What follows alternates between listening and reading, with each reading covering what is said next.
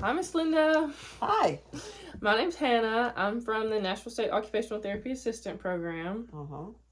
Today, I want to go over what it would look like if you had a stroke. Is that okay? Okay. Okay.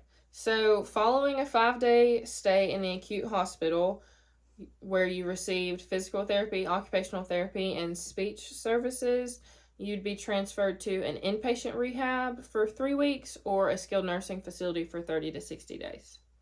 Okay.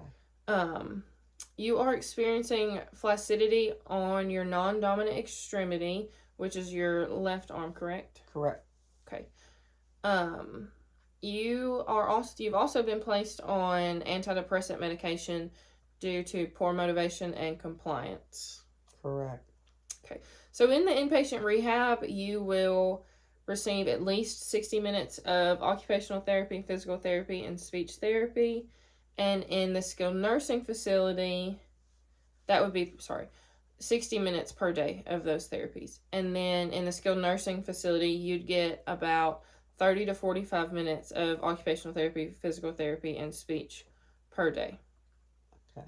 So PT would be focusing on your balance, mobility, safety, and lower extremity strength and range of motion.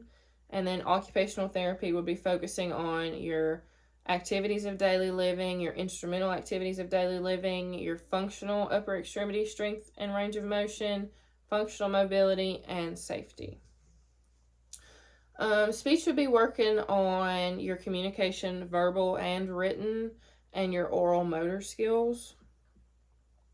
Currently, you would be mod assist, which means you'd probably be doing about 50 to 60% of the work, and then therapy would pick up the other 50 to 40% of the work for self feeding with your affected upper extremity, so your left arm.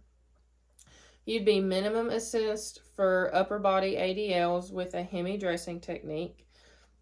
Min assist means you'd be doing about 75% and therapy be picking up the other 25.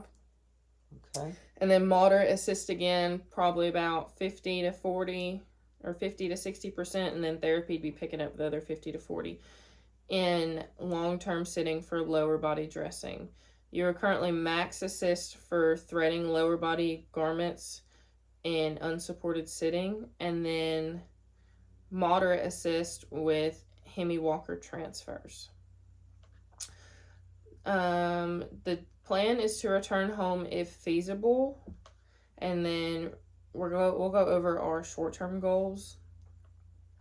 So, our short-term goals is, let's see, this would be within 1 week of the inpatient rehab or within 2 weeks of the skilled nursing facility.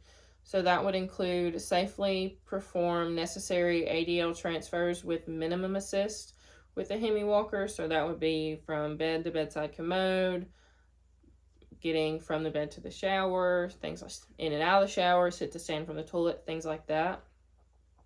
Perform self-feeding with your affected upper extremity with minimum assist as needed. And then safely perform upper body bathing dressing. And then safely perform lower body bathing dressing with minimum assist and adaptive equipment. Let's see, another is safely participate in your social and leisure activities provided by the setting. So that would be like if they had like bingo or maybe a shuffleboard or just card games with at least 3 times and as needed with visitors and minimum assist. Let's see. You and the caregivers will independently do range of motion and strengthening activities. And then our long-term goals by discharge will be safely perform necessary ADL transfers with caregiver assist 1 time. Safely feed yourself with modified independence. So again, that would be maybe using a built-up utensil or a special cup to keep from spilling, stuff like that. Okay. Safely perform upper body bathing, dressing, personal hygiene with modified independence. which would also mean maybe using a long-handled sponge to wash your back, just using adaptive equipment.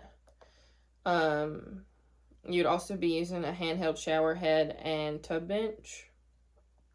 Safely perform lower body dressing and toilet hygiene with standby assist using adaptive equipment and modified techniques. Modified techniques just mean we're modifying it to make it easier, allowing you to participate more independently. Okay. Safely participate in social and leisure activities as provided by the setting again. So shuffleboard, card games, bingo, whatnot.